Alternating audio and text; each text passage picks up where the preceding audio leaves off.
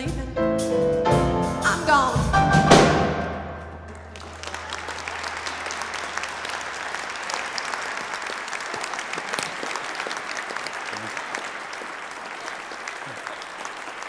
Yes, indeed. Thank you. Thanks also to the McCarger 2+1 trio over there. Edie told me that 2 out of 3 of those are part of her family, and she is just about busting with pride to see how much music comes out of her family. That's just been spectacular. We're doing this all Lent long. You'll hear extracts from the musical every week in Lent, so even if you don't like the preacher, you can come for the music. And that's been true for 100,000 years. You go to church for the choir and you just pass right by the sermon. I get that. But it's wonderful. This is the 3rd or 4th year we have done this, and I find it one of the great times of the year for me.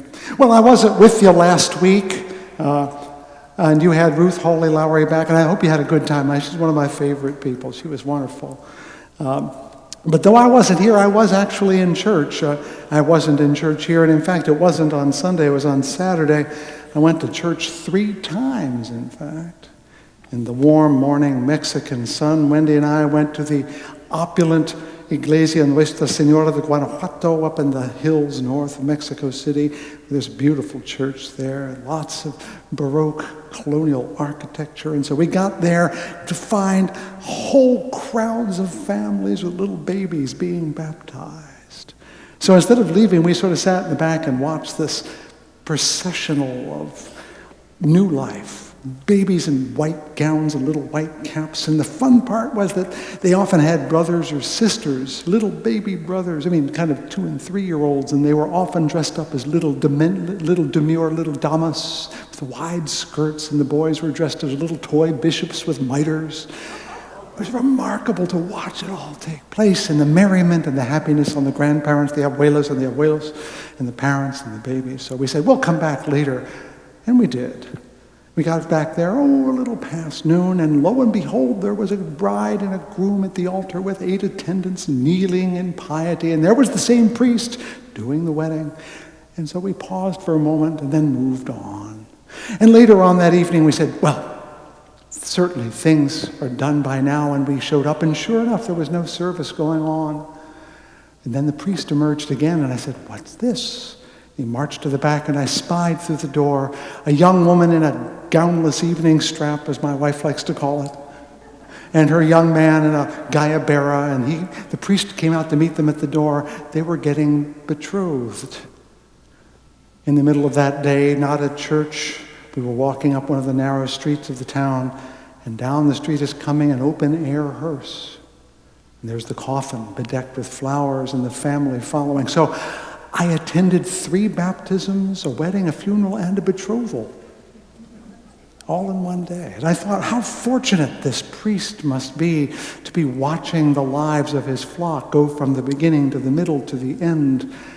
And I thought, how fortunate am I that without the same ritual glory, perhaps, I have been present at the births, the marriages, the comings of age, and the passings of this people. I am a blessed man, because there's no greater honor and there's no greater ritual than to be there at those moments. This hour, as precious as it seems with all its pomp and circumstance, is second in importance to those moments when life emerges, it grows, and it ends. And I am grateful to you that I have been part of that with you for these last 7 years. And I thank you, and I pray that the words I give you now are worthy of your scrutiny, the scrutiny of your precious souls. May these words of my mouth and the meditations of my heart be found true in thy sight, thou who art my rock and my Redeemer.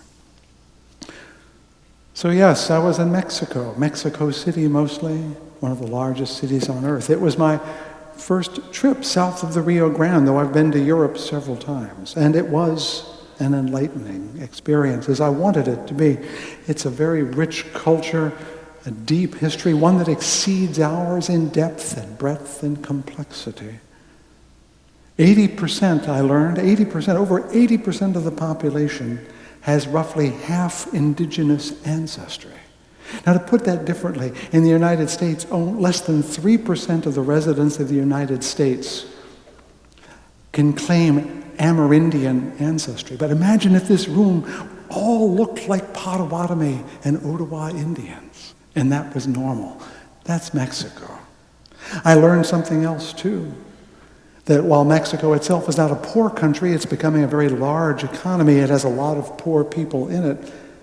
46% qualify as being poor in Mexico. That's 3 times as many as in the United States. And what you need to know is that poor in Mexico is really poor. According to one source, poverty is defined as a monthly earnings of less than 2,114 pesos. Divide by 12, you get $180 a month. That's $6 a day. If you make $7 a day, that means you're not poor. That's what I want you to understand. $7 a day, you're no longer among the poor. And 11% of the nation, a fourth of those in that poverty area, live on $93 a month. $3 a day. So it's no wonder that I saw beggars. People crouched on sidewalks, literally on the narrow sidewalks of downtown Mexico City. So you couldn't cross to the other side because there's too much traffic, and you couldn't avoid them because there's only that much sidewalk.